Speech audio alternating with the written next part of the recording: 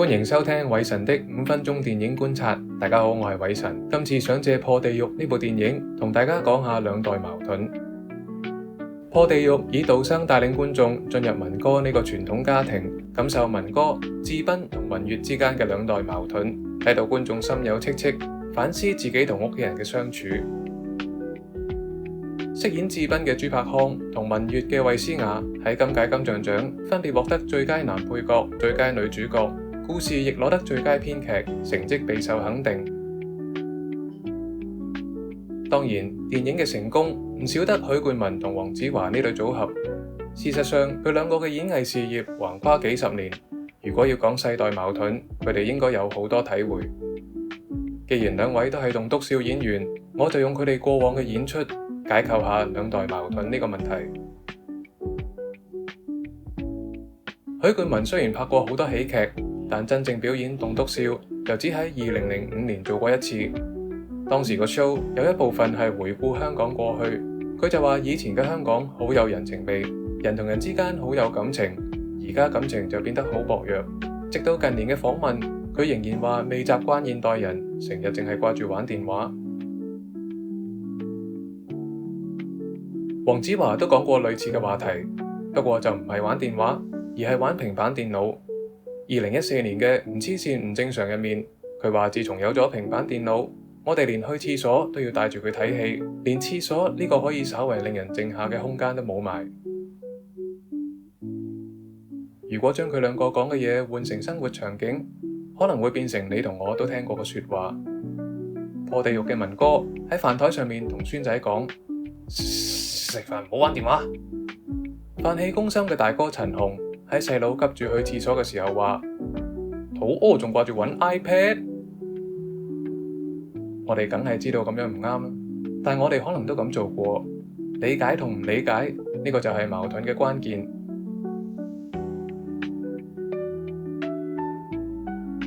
兩代矛盾其實每個年代都有，講嚟講去就係價值觀同文化唔同，而價值觀同文化唔同又源於我哋成長背景唔同。舉個例，守時以前係好重要嘅，約好咗幾點等就要幾點到，唔係嘅話，一來要對方等，二來對方可能擔心你有意外。旺角卡門入面有一段戲係劉德華同張曼玉喺碼頭度你等我，我等你，最後張曼玉終於令劉德華留低，造就咗喺電話亭度激情擁吻嘅經典一幕。呢啲就係許冠文講嘅人情，講嘅浪漫。而家要揾對方就方便得多，我哋甚至唔使約實對方喺某個地點度等，有個大概範圍就得啦。有乜嘢到時再聯絡啦。價值觀同文化唔同，令我哋產生矛盾。如果我哋唔識處理，換句話講，唔識得同諗法唔一樣嘅人溝通，呢種矛盾就會變成衝突，好似破地獄入面文哥一家咁。要學識溝通，我覺得可以由代入對方開始。譬如聽到唔一樣嘅意見，我哋可以問佢喺邊聽返嚟嘅呢？點解佢會咁諗嘅呢？佢係乜嘢年紀？喺乜嘢背景底下成長嘅呢？講下講下，講到好似寫劇本咁，但要寫好一個劇本，道理其實都一樣。如果你做人夠化，可能你唔會問咁多。返去食飯玩電話，如果你睇得通，可能你會話：唉，時代變啦。如果你睇得化，你連呢句都唔會講。真正嘅化係當睇到一啲解決唔到嘅問題，唔會主動挑起佢，由佢慢慢咁過。時代的確係會令人改變嘅，好似拎 iPad 去廁所。大約30年前，黃子華就有另一種講法。大家知唔知呢個係我哋香港人嘅病嚟㗎？即係我哋望住一個冇乜特別吸引嘅空間，望多過15分鐘，我哋就瞓着㗎啦。你有冇見過任何一個人可以唔帶任何刊物都入到廁所㗎？我過去10幾年都冇見過，每一個都係大佬好得。有冇漫畫？有冇漫畫？有冇？報紙有冇？姊妹睇過6次啊！呢本頂住先，頂住先。唔知你聽唔聽得出兩者分別呢？子欲養而親不在，係我哋由細聽到大嘅故事。喺電影嘅世界，角色經常帶住遺憾落幕，但呢啲故事唔係想話俾我哋聽現實有幾咁殘酷，而係想話俾我哋聽現實可以唔一樣。我係偉神，呢個係一個以電影觀察生活嘅節目。今次嘗試以主題代替某套新戲，多謝你嘅收聽。下集我會以另一啲戲繼續講下世代矛盾。下集再見。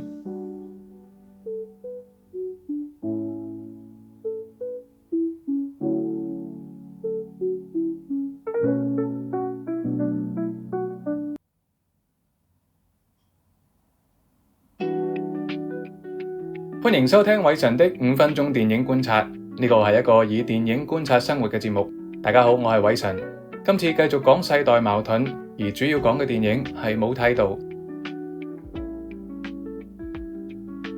點解揀冇態度？係因為電影探討龍虎武師精神，而呢種精神又同香港精神息息相關。董瑋、伍允龍同劉俊謙分別飾演3個時代嘅動作片班底，而3代人又正好代表咗3代香港人。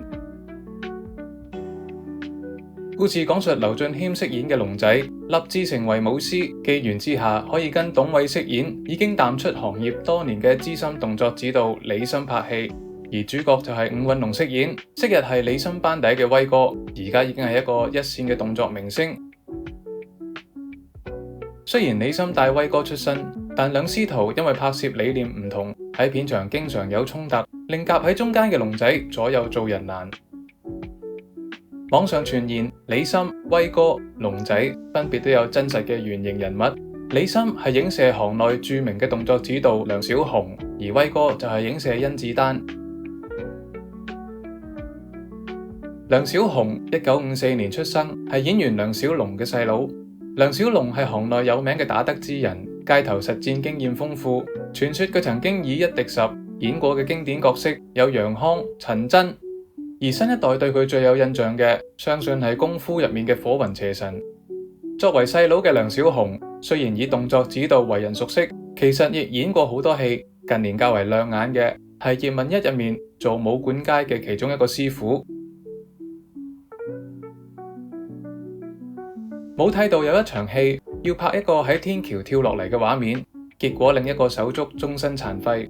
有傳呢一場係影射80年代梁小鴻拍《天使行動》時候嘅一場意外。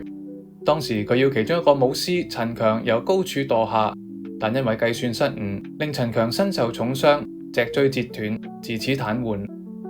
事後影視圈發起慈善籌款，希望幫到陳強同佢嘅新婚妻子過渡難關。可惜陳強一直未能夠康復，成為影圈憾事。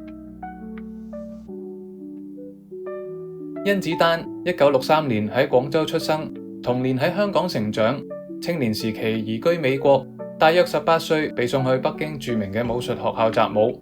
經香港返美國嘅時候，被介紹入袁和平嘅電影拍攝，開啟咗演藝生涯。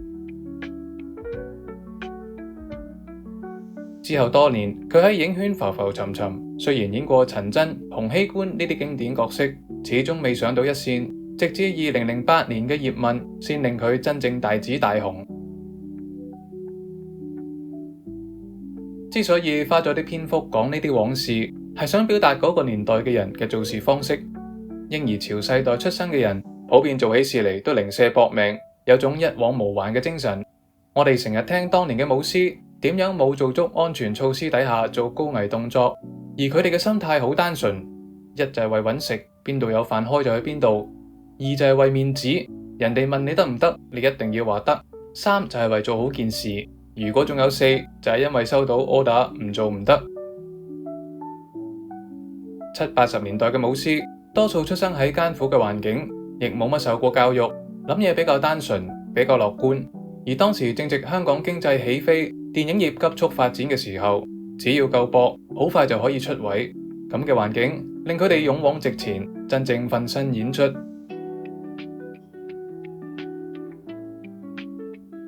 甄子丹個性鮮明，相信唔使我多解釋。出身背景唔同，令佢對上一代動作指導嘅拍攝方式好不滿。喺紀錄片《龍虎武師》入面，佢明確咁講過呢種風氣好唔健康。喺佢眼中，危險同好睇唔一定係正比，安全嘅拍攝一樣可以拍到好睇嘅動作。而而喺佢做動作指導嘅作品入面，我哋亦都睇到呢一點。為藝術而犧牲，聽落情操高尚，無疑係刺激我哋嘅動力。的確，港產動作片今時今日喺世界嘅地位，完全係靠70、80年代嘅武師建立出嚟。呢份成就令佢哋更堅信自己嘅諗法，但呢種諗法亦有個好大嘅問題，就係將作品嘅成功同自己嘅尊嚴掛鈎。拍得到呢個鏡頭，我就建立到行業嘅地位；拍唔到就會俾人睇唔起。越危險即係越好，越好就會越威。董瑋喺《龍虎武師》入面就話呢一份係自虐式嘅虛榮感。講咗咁耐都仲未講到龍仔。龍仔代表咩呢？龍仔其實就係代表我哋呢一代，只不過龍仔係新一代嘅異數，佢秉承咗前人嘅工作精神，可惜行業已經俾唔返佢上一代嘅前景。戲入面佢有一句金句：香港精神唔係返工等收工，係收咗工之後問幾時有得再開工。雖然龍仔嘅前景好似好灰暗，但睇返佢嘅現實原型，原來係伍允龍喎。九龍城寨之圍城令伍允龍紅爆香港，衝出國際，而佢練咗多年嘅功夫根底，亦因為呢套戲而廣為人知。所以話前途係點會有一定嘅呢？我係偉臣，呢個係一個以電影觀察生活嘅節目。多謝你嘅收聽，下次再見。